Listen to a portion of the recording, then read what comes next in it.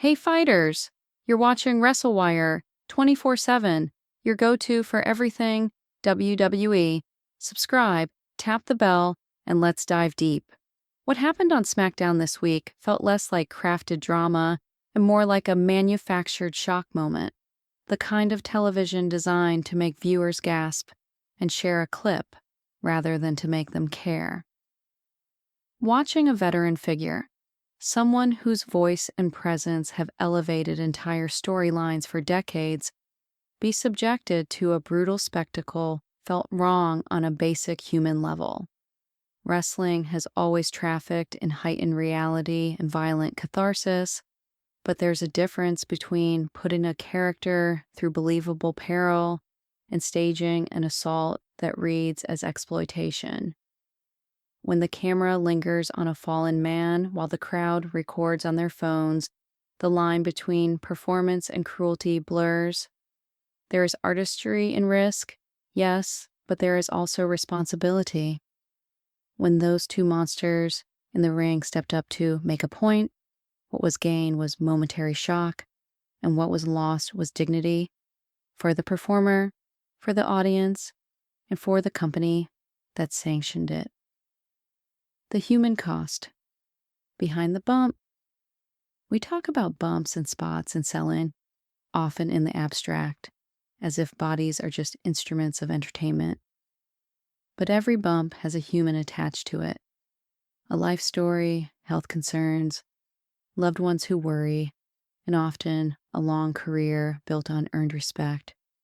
To see a senior industry figure reduced to a prop in a viral sequence strips away that history and flattens a complex legacy into a single, uncomfortable clip.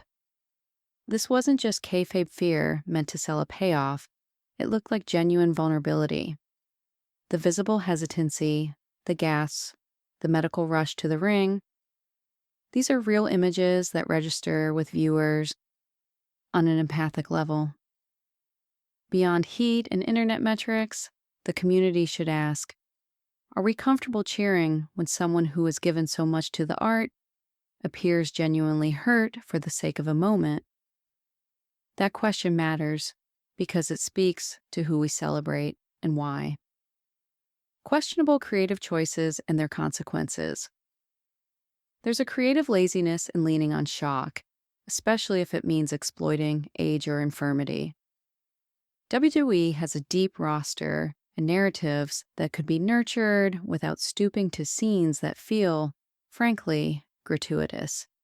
Using a legend as the shortcut to instant viral attention is a storytelling shortcut, one that cheapens both the young talents being pushed and the veteran being harmed. Moreover, it creates a dangerous precedent. If ratings and clicks validate such approaches, producers may continue to escalate the spectacle at the expense of safety and respect. A compelling heel doesn't need to prey on someone who can't fight back to be terrifying.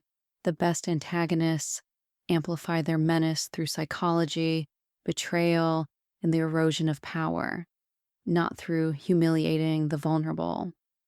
The creative team's responsibility should be to elevate characters through layered storytelling, not to manufacture a headline by sacrificial theatrics. The ethics of booking legends.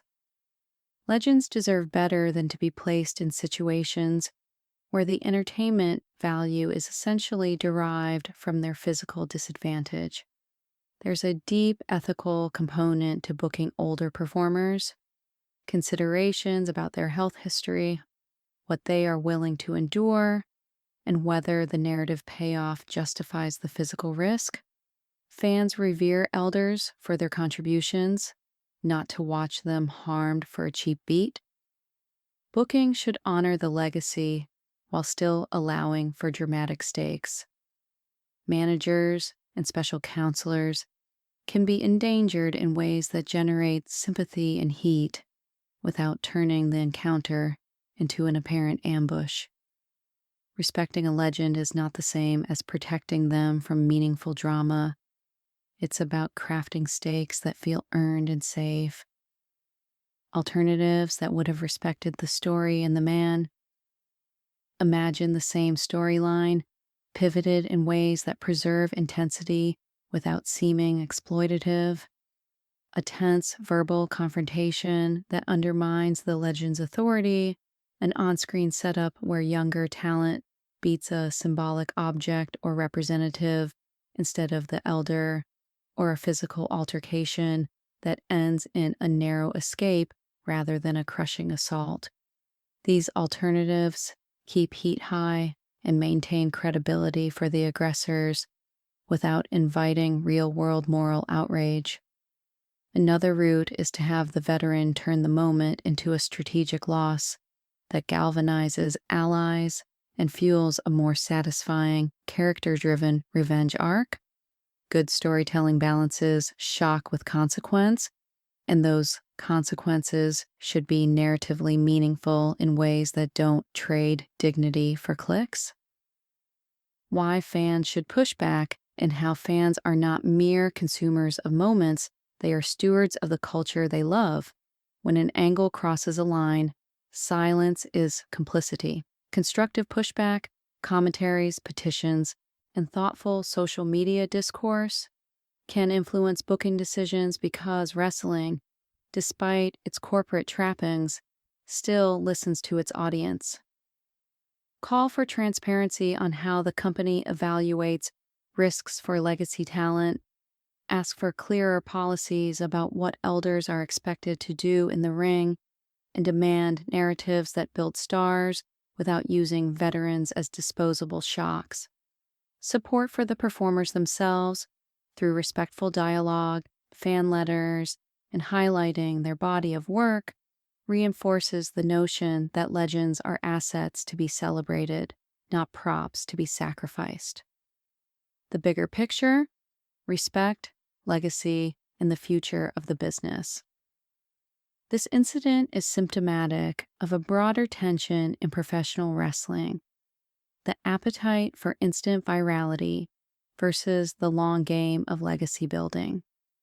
If the industry wants to remain culturally significant, it should remember that longevity is built on stories that honor the past while investing in the future.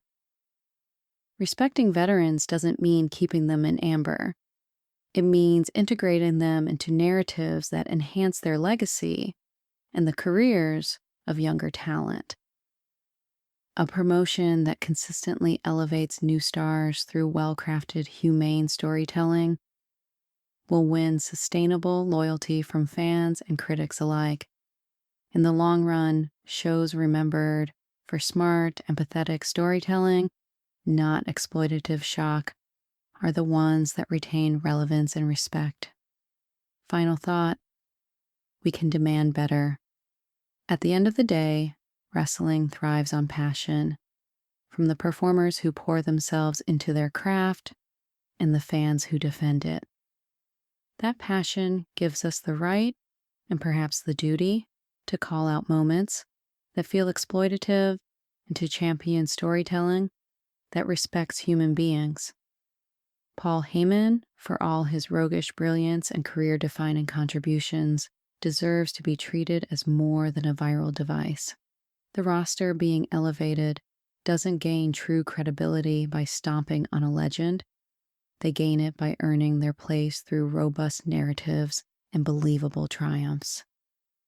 WWE and its creative architects are capable of greatness when they choose nuance over novelty, and if enough voices rise to demand that choice, the product and the people who make it will be better for it.